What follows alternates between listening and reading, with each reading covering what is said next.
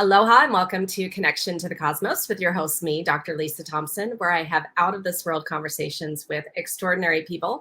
And today I am really excited to have on Mike Ricksecker. And you're going to understand why I'm really excited for this conversation when I read his bio and we start the conversation. First, a couple of announcements though.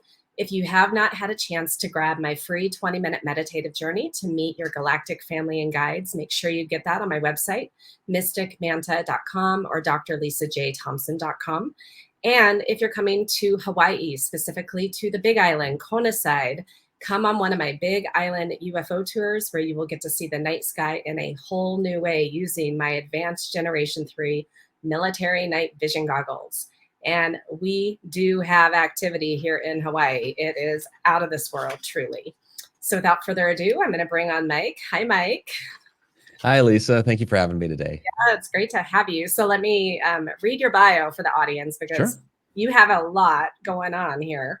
So researcher Mike Ricksecker is the author of the Amazon bestseller, A Walk in the Shadows, a complete guide to shadow people, and Alaska's Mysterious Triangle, as well as several historic paranormal books. He's appeared on multiple television shows and programs, including History Channel's Ancient Aliens and The Unexplained, Travel Channel's The Alaska Triangle, Discovery's Fright Club, Animal Planet's The Haunted, and multiple series on Gaia TV and more. Mike is the producer and director of the docu-series The Shadow Dimension, available on several streaming platforms, and produces additional full-length content on ancient wisdom, lost civilizations, and the supernatural on his extensive YouTube channel. For more than 6 years, he has hosted the Edge of the Rabbit Hole live stream show and also hosts the Connecting the Universe interactive class. He operates his own book publishing and video production company, Haunted Road Media, representing a number of authors and winning the award for Excellent Media in the Paranormal field at the 2019 Shockfest Film Festival. Mike's historic paranormal articles have been published in the Baltimore Sun, Paranormal Underground magazine, and he previously wrote an Oklahoma City paranormal column for Examiner.com from 2010 to 2014. His work has also been featured in the Oklahoman, the Frederick News Post, Marshall University's The Parthenon, and Louisiana State University's Civil War Book Review. He now hosts many of these articles, along with informational videos and learning courses on the Connected Universe portal website. A native of Cleveland, Ohio, Mike is a U.S. Air Force veteran with a degree in simulation programming and is an avid baseball fan. Well, wow, Mike. You have a lot going on there. There's a few things in that bio, yeah. Right. Thank you. So the first question that I always ask all of my guests, just so we can understand kind of your background and how you got into this work, is kind of how did you grow up? Like spiritual, religious, something else? Like what got you, how did you transition into this like paranormal, supernatural world?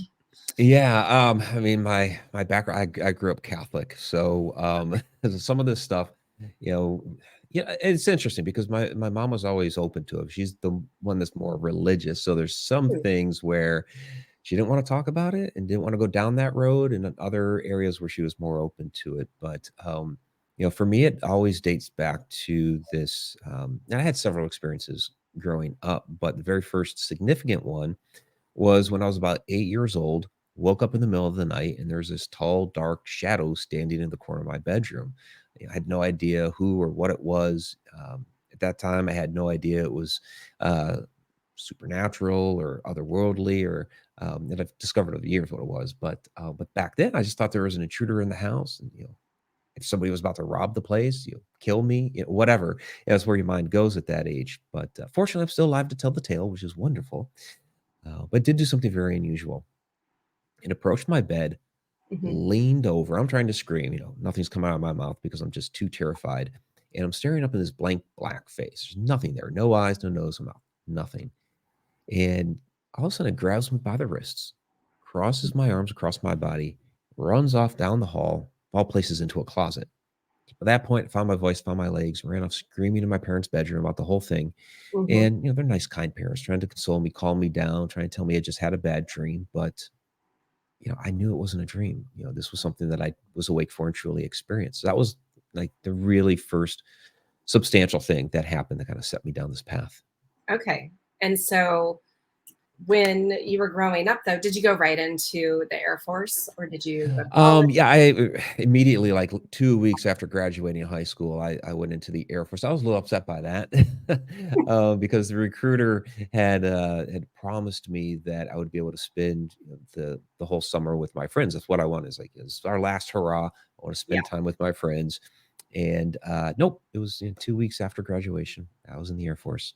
Okay. So then from the Air Force, what started you like actually researching some of the stuff that you Yeah. multiple books on, articles, and all of this? Right, yeah, it started before, the Air Force, before graduating high school. The house that I moved into there, in Ohio, that first experience, we were living in Massachusetts. I'm originally from the Cleveland, Ohio area Okay. and lived there until I was 3, moved to Massachusetts for 10 years, and then came back. And that house there, had something. And like I'm unpacking boxes, putting things away. There's this thing that would stand in the doorway, looked like a person, was very translucent. I turned, looking, off it would go. And this is one of the things my mother acknowledged, that this thing was there.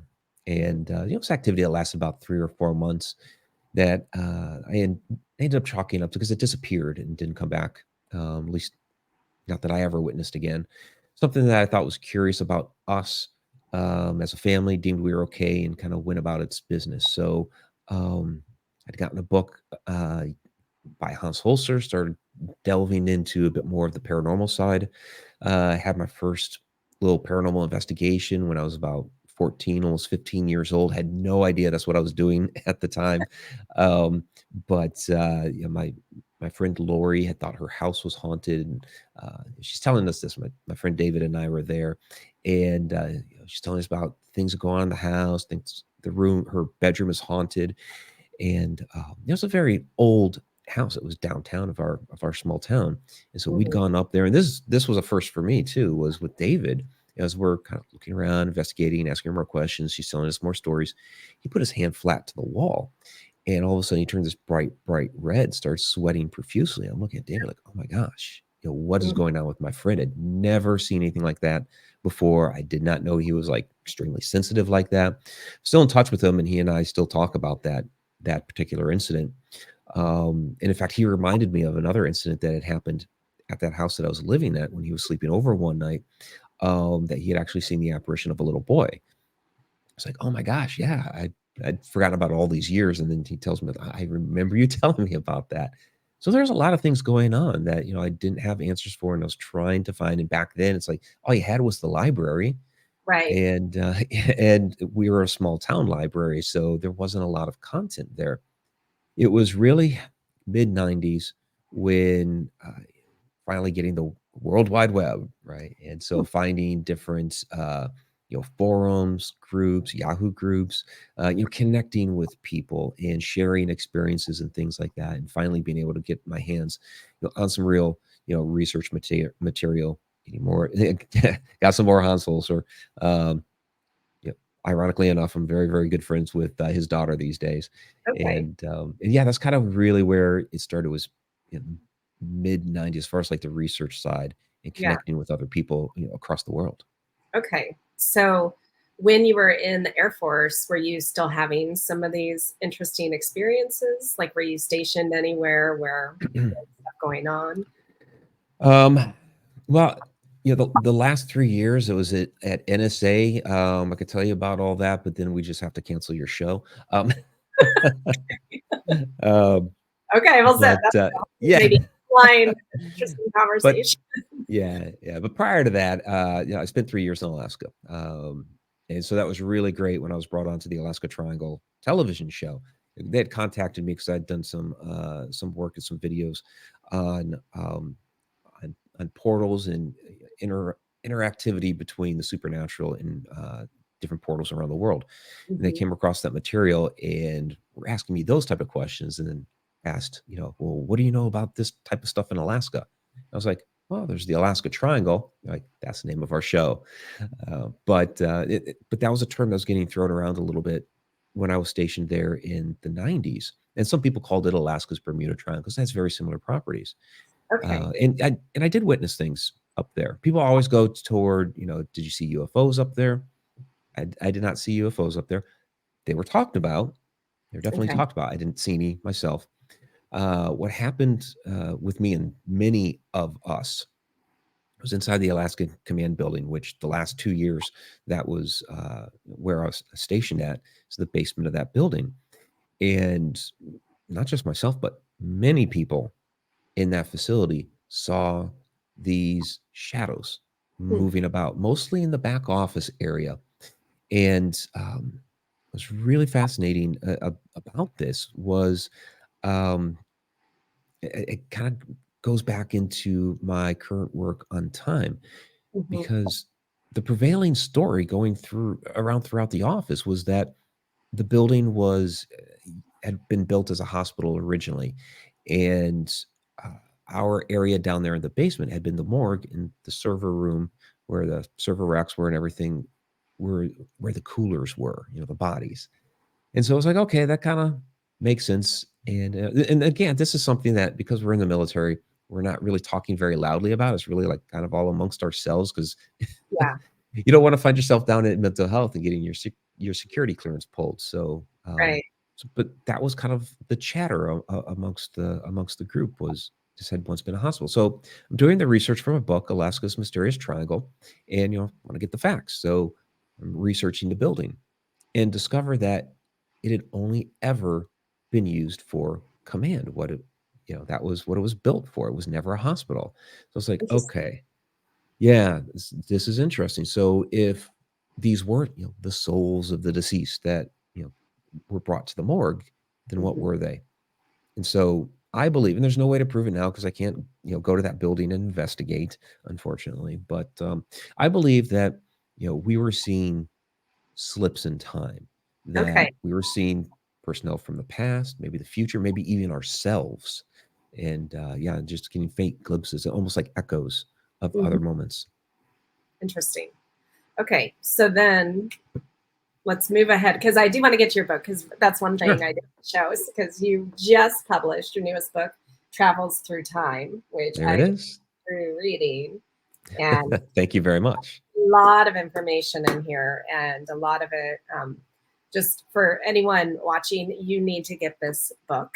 Like seriously, you need to get it. So Thank you. let's okay, so then walk me through all because ultimately everything is building on itself for you to write this book Mhm. for your Right. understanding, right? And so okay, so we have stuff going on in Alaska, so then ultimately then you leave the Air Force. Right. Yeah. And I was living in Maryland for quite a few years, and kind of dabbling in things on the side. I say that I've been involved some way, shape, or form with the paranormal field for about 30 years. Mhm. But early on, it was really kind of sporadic. Do a little bit of research here. Do some. I had a family of 4 kids, so I was pretty preoccupied with some other things. But whenever I could, I'd delve into it, do some research. Some of the television shows are coming out, that sort of thing, and I'm a writer. I've been writing since I was in second grade, 7 years old, writing little stories and all that. And so, um, my first book that I published, Deadly Airs, was actually a mystery novel, but it had some other short stories that I had written that, paranormal in nature, that sort of thing. And I had those as kind of like freebies on my website. And my editor for the publisher where I started publishing some of these books on ghosts and haunted history and that sort of thing, she reached out to me and said, "Well," and this is how long ago it was on MySpace. Okay. Yeah, Yeah. um, she says, I know that you are a fiction writer, but I see that you have an interest in the paranormal. And Mhm. we are expanding our line of paranormal books, true stories of real hauntings in various states. And since you live in Maryland, I was wondering if you would be willing to do that for us for Maryland. And I took a night to think about it, but it was really kind of almost a no-brainer for me. It was, here is an opportunity uh, presenting itself, basically falling right into my lap. And it was one Yeah. of those, the universe is telling me something here. Um, I'm going to go ahead and dive into it. And it's just been a whirlwind ever since then.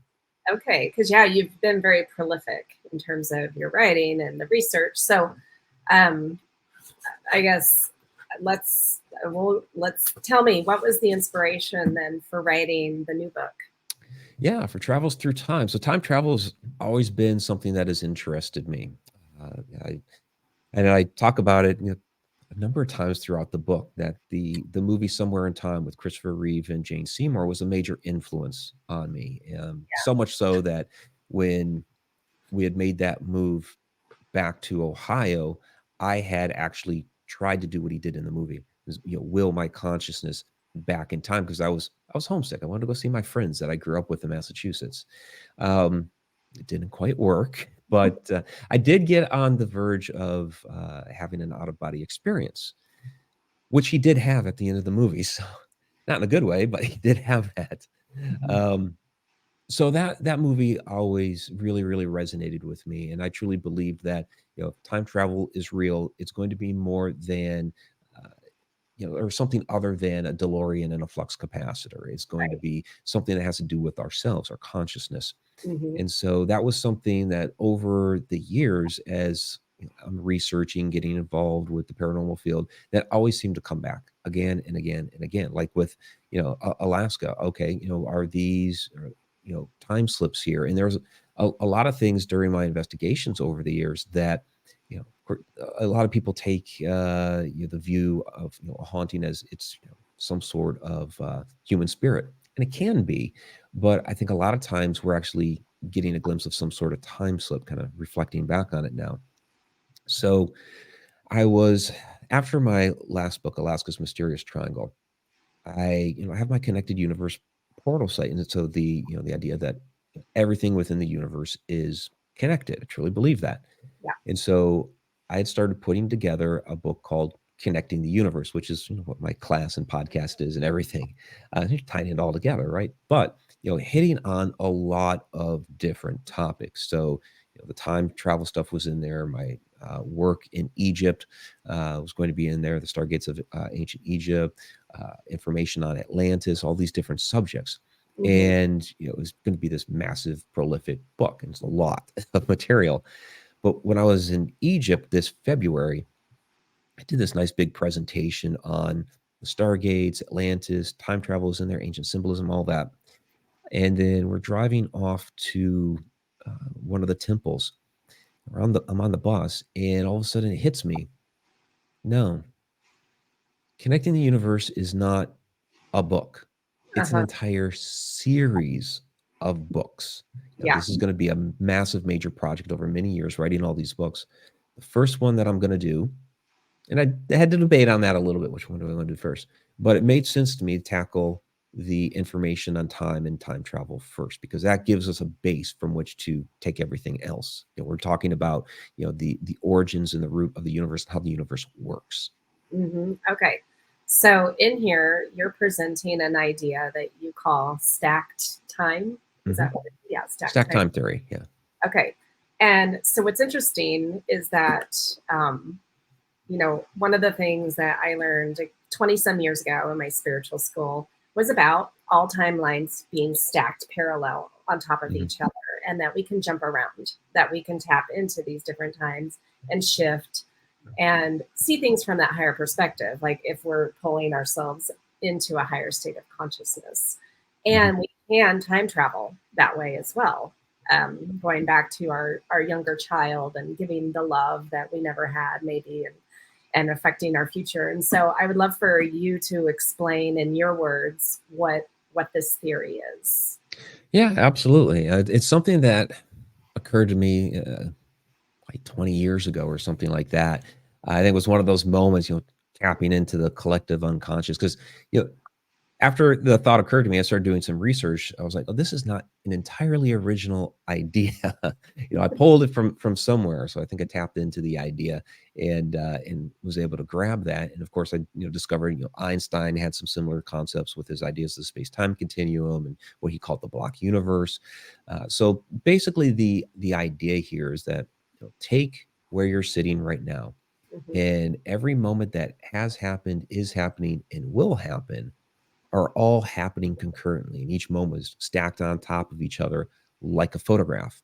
Mhm. And there are some moments in which, because everything's resonance, frequency, vibration, Yeah. and those moments also have their own resonance and vibration. And there's times in which like two of those moments will suddenly resonate at the same frequency and we'll get a glimpse of one. And that's where some of these things like time slips come into play. And I think even, and I'm sure we're going to talk a little bit about it later, like the whole doppelganger effect and that sort of thing.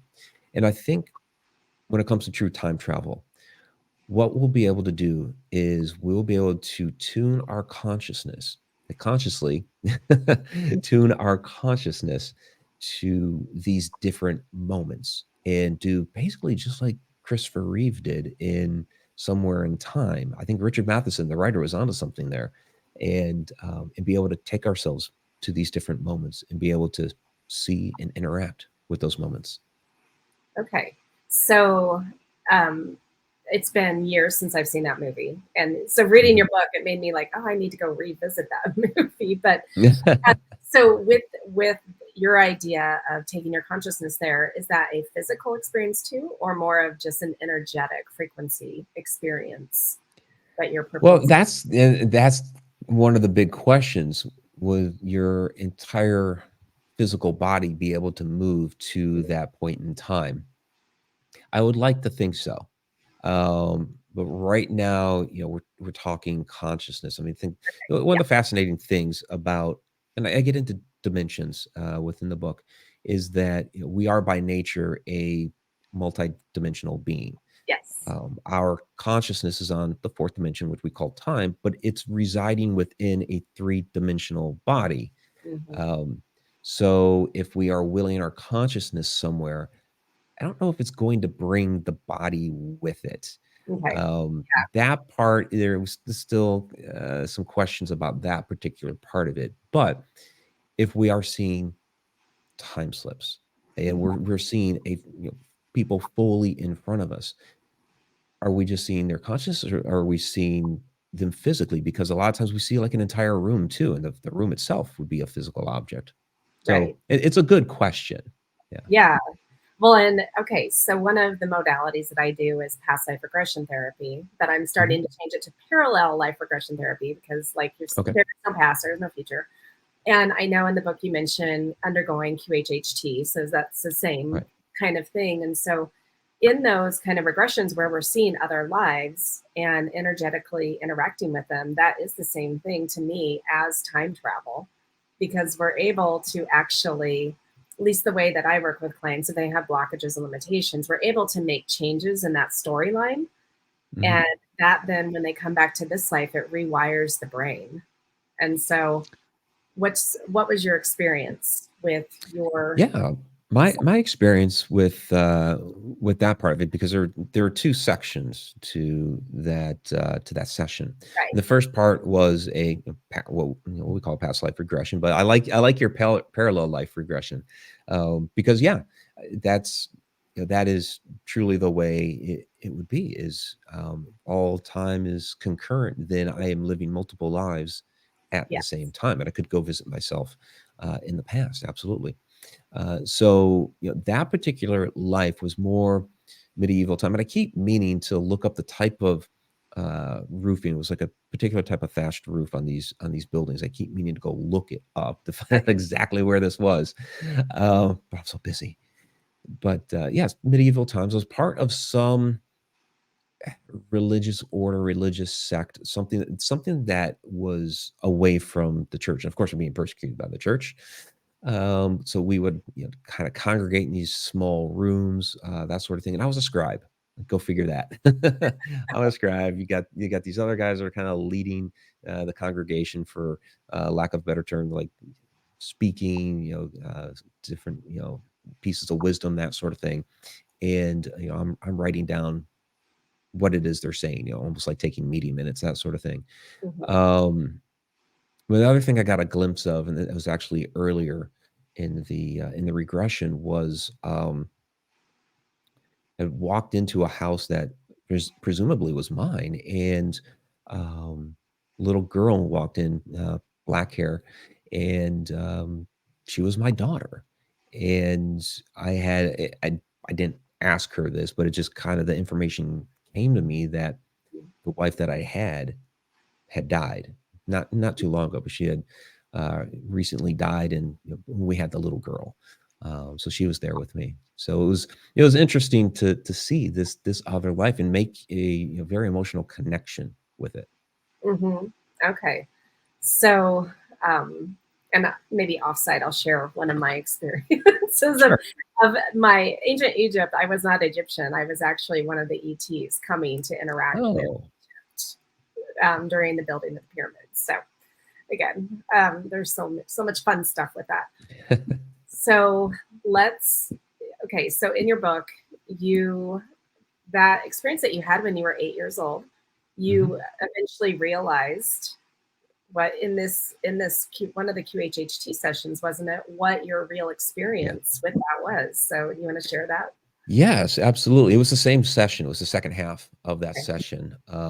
Is what she wanted to do was take me to a past life first, and then we were going to dive into something that I really wanted to know about, which was that experience that I had when I was Mhm. 8 years old. Because it was so long ago, and there's so many questions about it, and I'd gotten feedback from people over the years.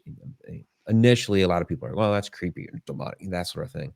But others had, chimed in to say, well, actually, what if this thing thought you were dead and were putting you into a burial pose, like, ancient Egypt, crook and flail Okay. sort of Yeah. thing? Sure. Yeah. Story. Yeah. And it's like, okay, that's interesting. So now all these different ideas are out there about this. So let's find out about it. And when this happened, um, Ariana was able to connect with this being, and we were able to actually communicate with it. Hmm. And what was even really more fascinating is that it gave me a glimpse of the entire scene from its perspective. And so suddenly I'm seeing the entire scene from the corner of my bedroom, looking down at my little 8-year-old self.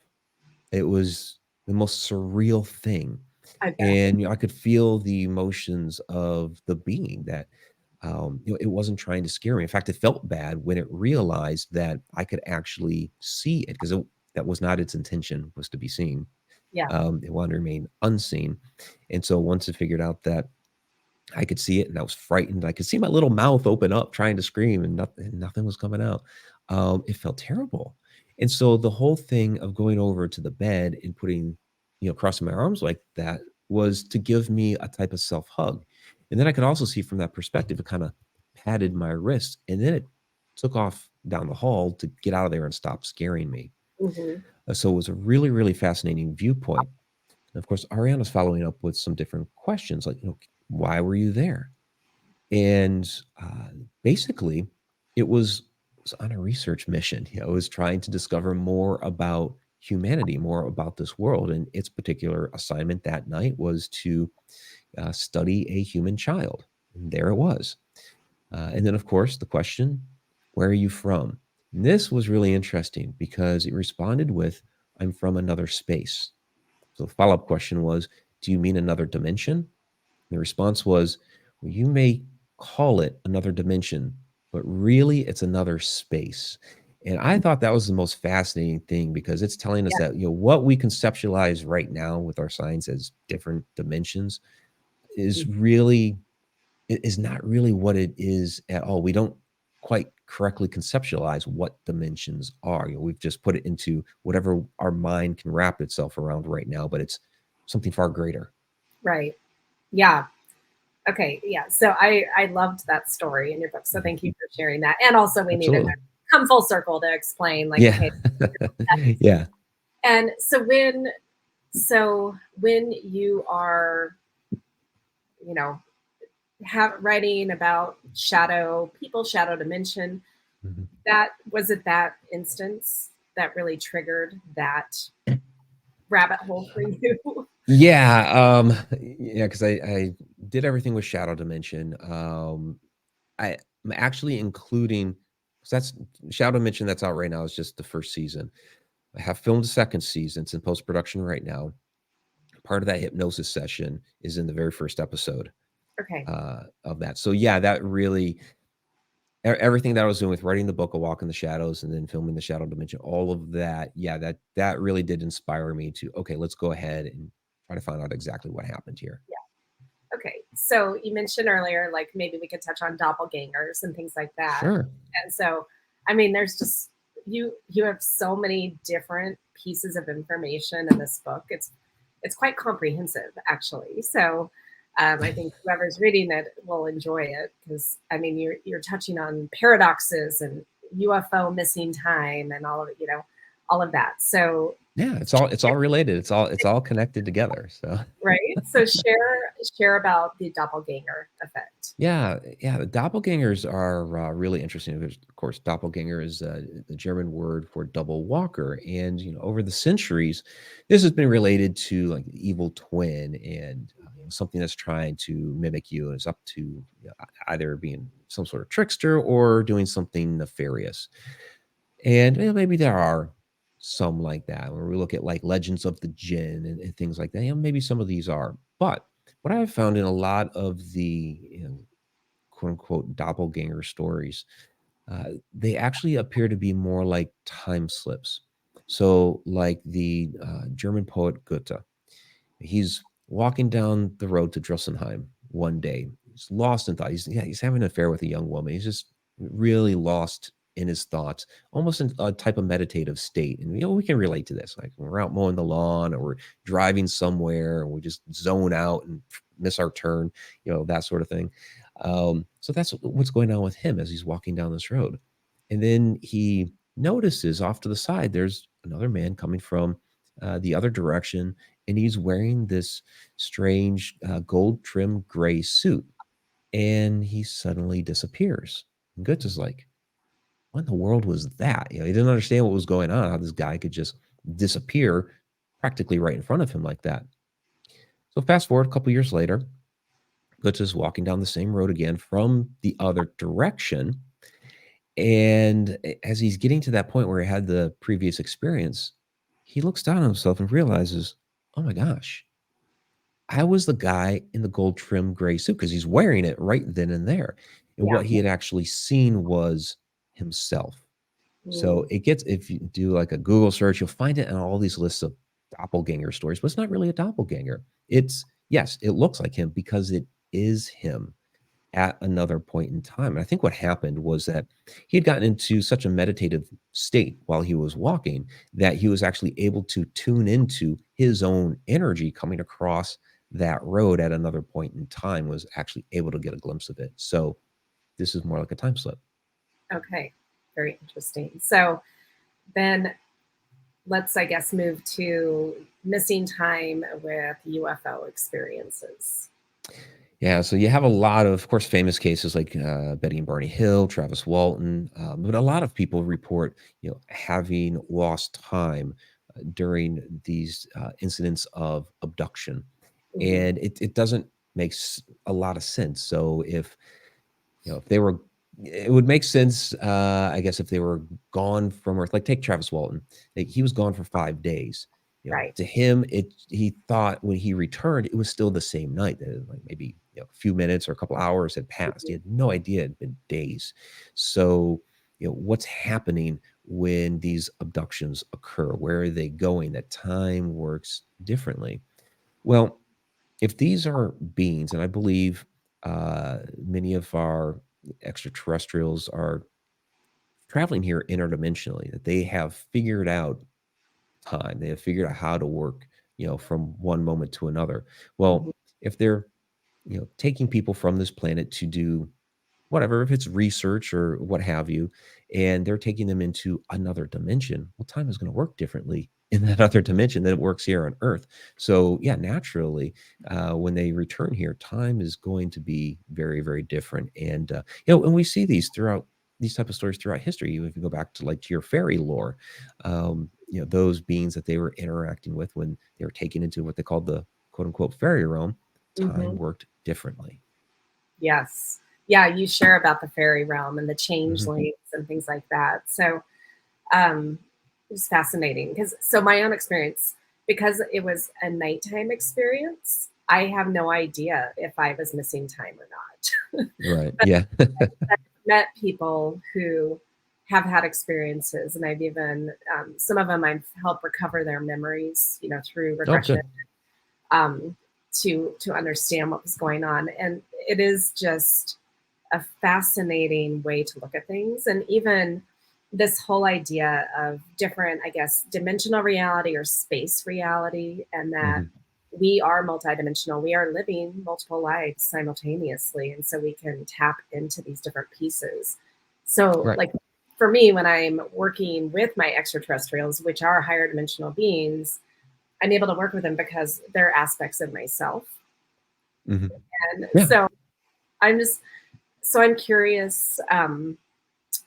Okay, I guess I want to switch to Egypt because you mentioned stargates. Okay. Yeah. So, what what have you found from your research?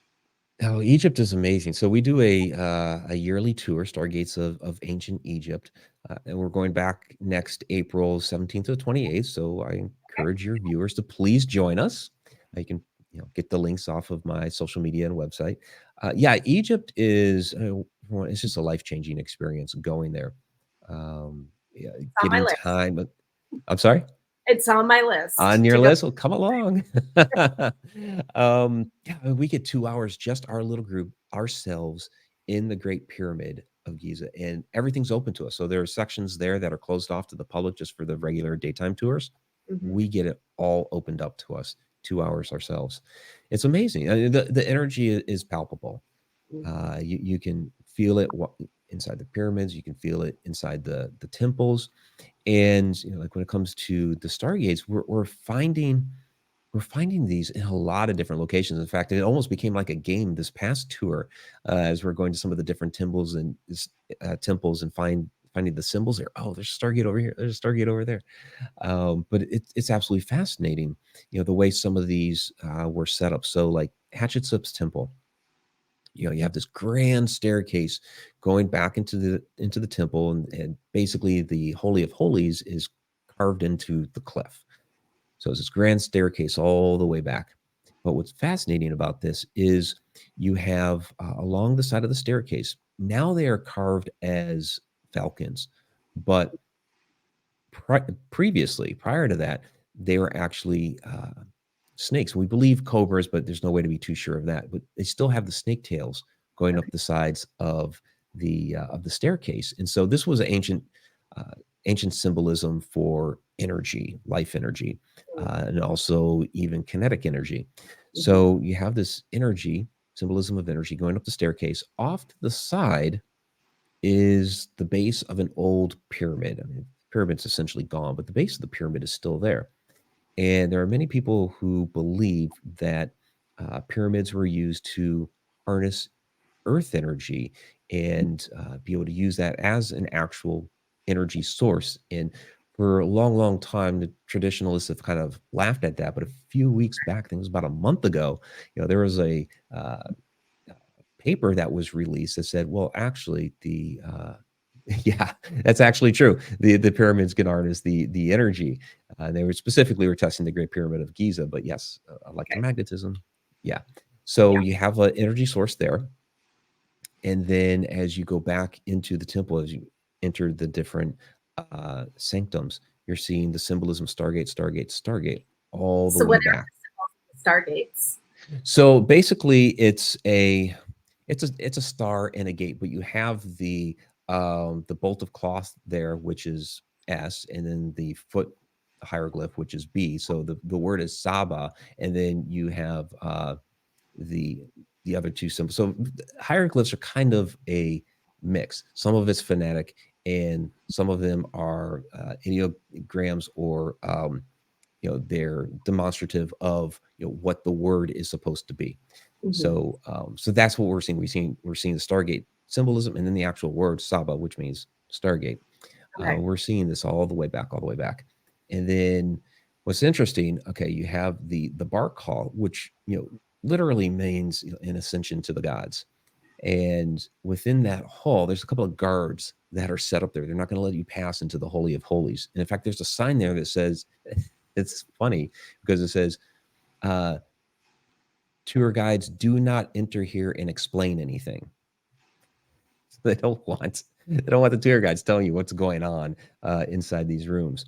Interesting. Yeah, so Okay. you're in the bar call. If you tip the guards that are there, they'll take a little photo for you, but you don't get the most important piece of this, and that is all the way back and off to the one side, which you can't see from the bar call, is this cartouche full of stars. And so this is like the ultimate symbol of the Stargate, and you get the whole setup there, right there, Hatchet's temple. It's absolutely amazing. Wow. Um, okay. So the other one of the things that I just remembered from your book, because it's near the end, is and this relates kind of to the stargates of just symbolism and petroglyphs and things. And so you've got circles within circles that might be representing portals or things of that nature. We have those here in Hawaii. And Nice. actually, no, you weren't on this particular Ancient Aliens episode, but Ancient Aliens episode, or season 14, episode 12, they filmed here in Hawaii on the Big Island, and we're showing some of that symbolism. Yeah. And so is some of that symbolism in Egypt as well? Oh yeah, we see that symbolism all over the world. Where you see the spirals like that in Egypt is a lot on some of the more ancient pieces of artwork, pottery, things like that. It's just the spiral symbol, and they have one there. It's on a cosmic egg. So it was used extensively. But you see the spirals there in Sardinia. You see it in Ireland, the American Southwest.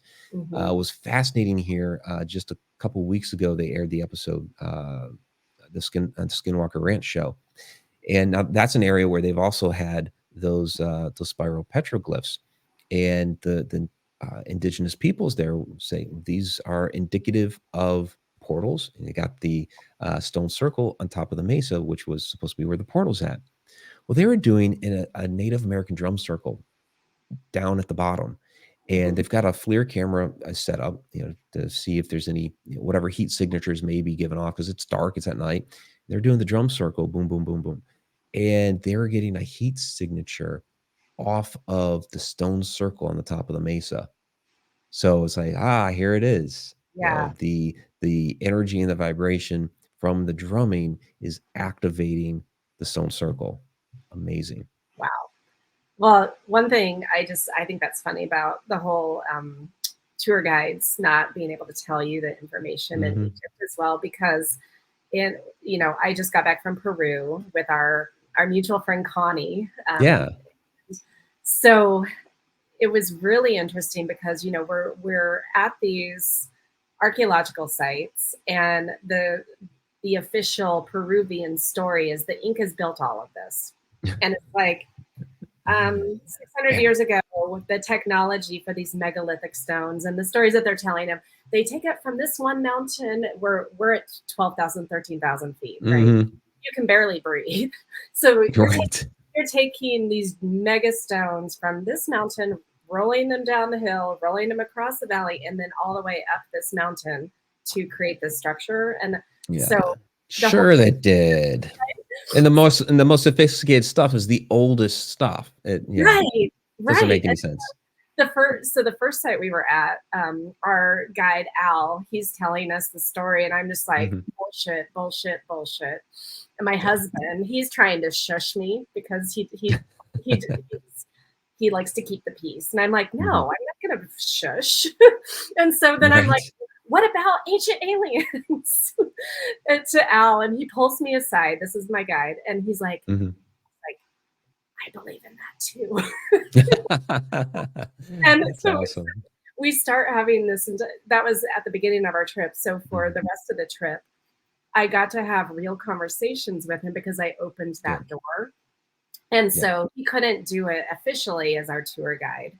But what was interesting is that a couple of the other guides we had, when I asked directly, they were able to share their stories. But Good. otherwise, as a tour guide, they're licensed by the country and they're not allowed to do that. So I'm curious, are the Yeah. tour guides in Egypt similar? Like, can you ask them questions and then You they can? you can. So it depends on who you get. Our tour guide, Mohammed Ibrahim, absolutely amazing. So he's been doing the tours out there for over 20 years. He studied under Zahi Hawass. And Zahi, he follows the narrative. If you do anything with Zahi Hawass, and it's interesting because as other tour guides are passing us by, we're hearing the narrative from them, and Muhammad's like, don't listen to them, don't listen to them. Now there's certain areas where they have the signs, tour guides, don't say anything in here, but then Muhammad would be like, all right, well, let me tell you what's going on in there. He'll tell you the real story. So our tour from that perspective would be considered to the Egyptian authorities as a alternative history type of a tour, but really it's no, this is the real history type of tour. Yeah. Okay, because you do this kind of research, and I'm a former academic, like mainstream scientist, where it is extremely confined as to what they will accept. And if you're going against the narrative or even being open-minded and trying to explore these other ideas, you don't get the grant funding, you lose your funding. You think so. From your perspective, what do you think they're so afraid of? Like, why do they not want us to know stuff?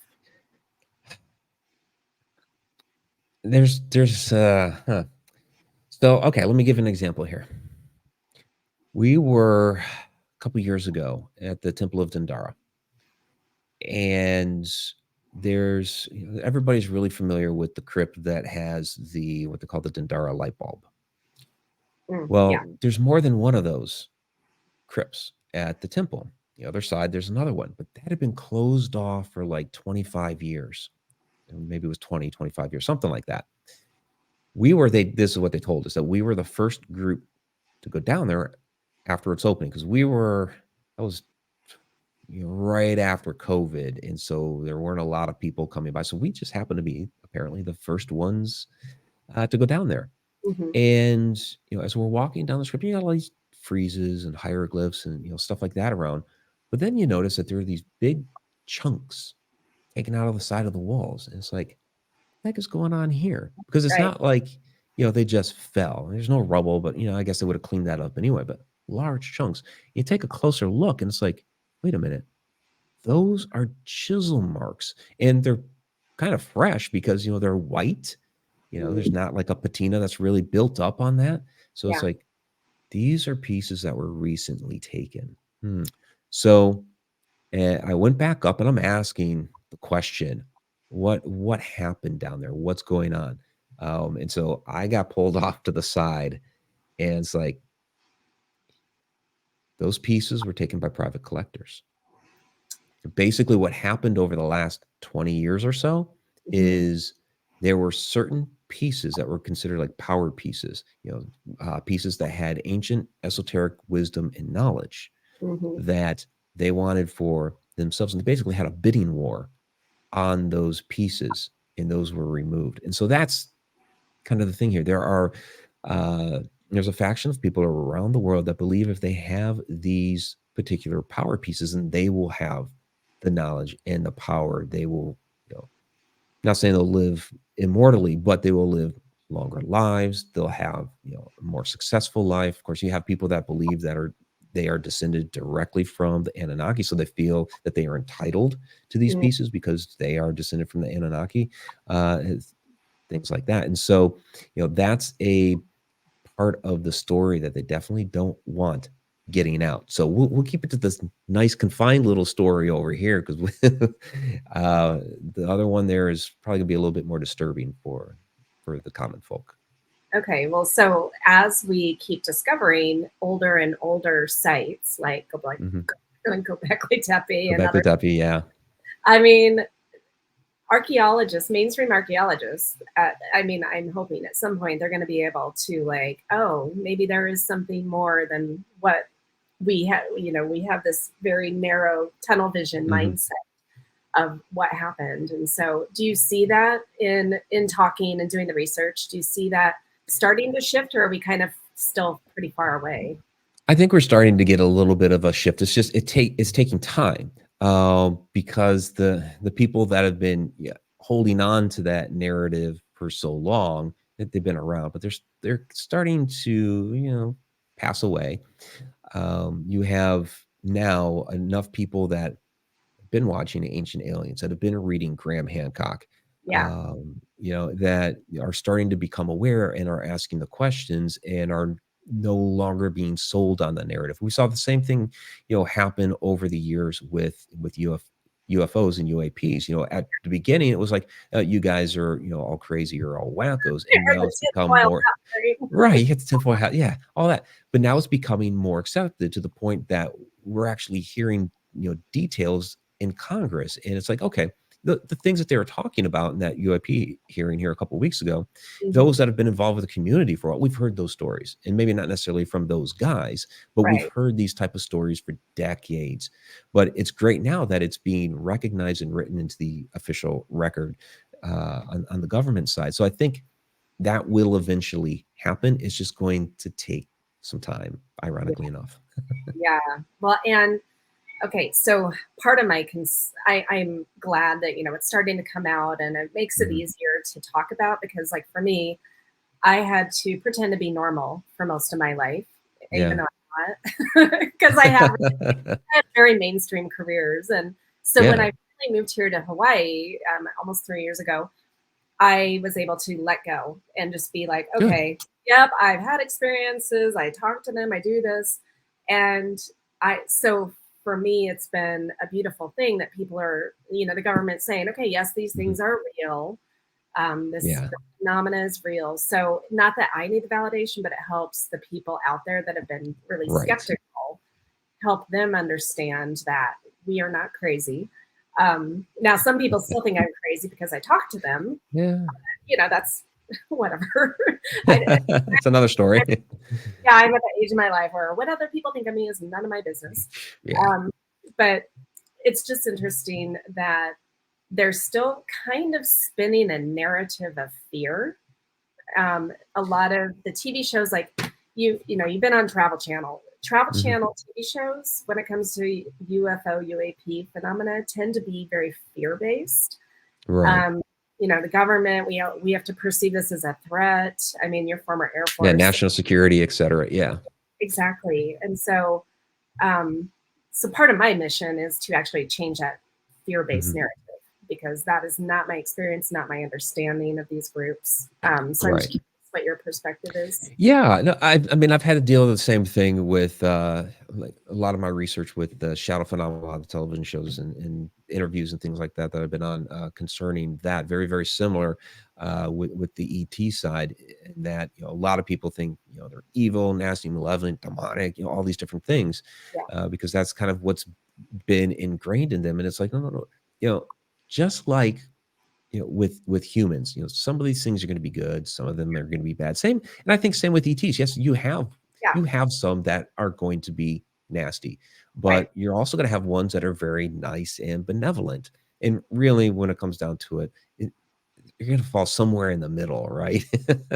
so, so yeah, that's been something that I've been trying to dispel in other areas as well. It seems like people just, they're stuck on the poles. It's either all evil or all good, and it's like, it's a lot of gray in color here. So There is, yeah. Well, yeah. I appreciate that perspective, and that's one thing that in my teachings and my tours, everything, I try to explain that, Mhm. just like humans. Yeah. Um, Yeah, the problem is something, fear sells on TV. does, right? Yeah. I know. Just having a conversation with one of my other guests about that, because and how sad is that fear sells. Like Yep. love and all of this beautiful other stuff should be selling, but it doesn't make money for some reason. Well, our last little bit of time here, what Mm. else would you like to share with the audience, just as final words of wisdom Oh or my anything gosh. coming for you that you want to promote? Well, yeah, I mean, I have a number of different things coming up here. Of course, the Egypt tour, which is in April. I do have a couple of. I have a book signing tomorrow in Fort Wayne, Indiana, but I think your show is going to go up after that, Oh, yeah. probably. But I'm going to be presenting at Michigan Paracon here at the end of August, and then Phenomicon in Utah at the beginning of September. And let's see what else. I have another. I have a Connecting the University event in Middleborough, Massachusetts, at the beginning of December. So I have a number of different things that are lining up here. Okay, perfect. And Yeah. so tell people how to find you. Oh yeah, absolutely.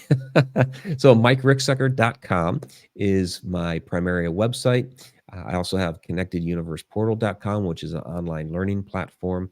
I do my Connecting the Universe class there every Wednesday night and host. I have a couple of just straight courses there on like shadow entities, ancient Egypt, things like that.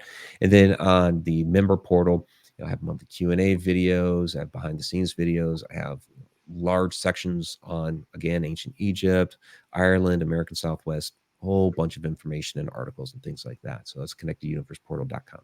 And Okay, the and books what's can your, be found all those sites, Amazon, Barnes and Noble. Yeah. yeah, and what's your YouTube channel? Oh yeah. YouTube channel is just do uh at M Ricksecker. Yeah. I have to think about that because the YouTube channel was registered as Haunted Road Media a long time ago. And they've done the whole thing now where you can do at and then a name if you want to Oh, change up yeah, the name of it. But I yeah. couldn't claim at Mike Ricksecker because I had an old channel from like years ago that ended up getting used to on YouTube. There used to be a thing called click bombing, and that happened to my channel. They basically shut down the channel, and I can't claim at Mike Ricksecker because it's still recognized somewhere in the system as not being mine. So yeah, it's at M Ricksecker. Okay. Well, Mike, it was been a pleasure to have you here, and maybe you'll be able to come back on sometime in the future. Yeah, And that'd be great. just, This I is wonderful conversation. So I really appreciate it, Lisa. really enjoyed this, and I hope everyone watching, listening has enjoyed it too. And I will see you next time on Connection to the Cosmos.